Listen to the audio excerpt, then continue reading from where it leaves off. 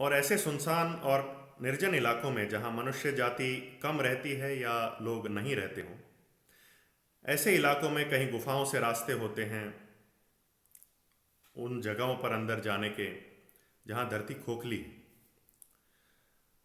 तो वहाँ परियों का जमावड़ा या परियां रहती हैं, परिलोक है। और उनमें से कई प्रजातियां ऐसी भी हैं जो वस्त्र नहीं धारण करती। कई प्रजातियां वस्त्र धारण करती हैं और कई नहीं भी करती हैं। तो अगर कभी ऐसे आपको दिख जाए तो उनको निर्वस्त्र देख के उनके प्रति मोहित मत होइएगा, क्योंकि परिलोक के जो बीइंग्स होते हैं, मेल या फीमेल, वो ऐसा करने पे ऐसे लोगों को सज़ा भी दे सकते हैं और वो शापित भी कर सकते हैं, बहुत भयंकर सज़ा भी दे सकते हैं। उनके पास उनकी बहुत सारी शक्तियाँ होती हैं, बहुत कैपेबिलिटीज़ होती हैं। इसीलिए ही हातिम ताई फिल्म में या हातिम ताई की कथा में ये बताया गया है कि एक बादशाह जो है वो परी को अपना बनाने की कोशिश करता है और वो उसे शापित कर देती है और ख़ुद भी पत्थर की हो जाती है। फिर हातिम ताई सवालों के जवाब ढूंढते हैं और फिर वो वापस जीवित हो जाती है, वो शाप से मुक्त हो जाती है।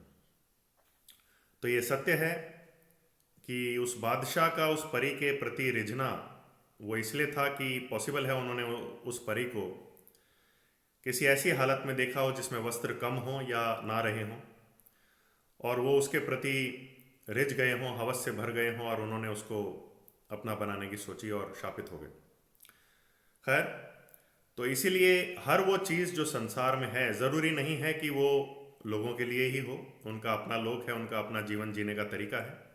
तो अगर कभी आपको ऐसे बीइंग्स या ऐसे कोई प्राणी नज़र आए तो उनको अपनाने की जगह आप अपना काम कीजिए, वो अपना घूमे फिरे जहाँ भी हैं, क्योंकि वो उन गुफाओं के ज़रिए या उन गुप्त रास्तों के ज़रिए बाहर आते हैं कई बार, और बाहर भ्रमण भी करते हैं, बादलों में घूमते हैं या कई तरह की एक्टिविटीज़ जो उनको ठीक लगती हैं वो उस समय करते हैं, और वो डिस्टर्ब होना पसंद नहीं करते। तो अगर कभी आपको ऐसे कोई बीइंग्स नज़र आ जाएं, चाहे वो परी हों, चाहे वो नाग हों, चाहे वो वेयरवुल्फ्स हों या और कोई हो,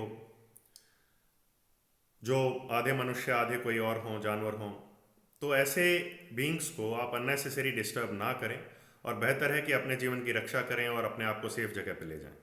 ठीक है, क्योंकि जैसा किस्से कहानियों में बताया जाता है, कई बार हर एक चीज़ वैसी नहीं होती है।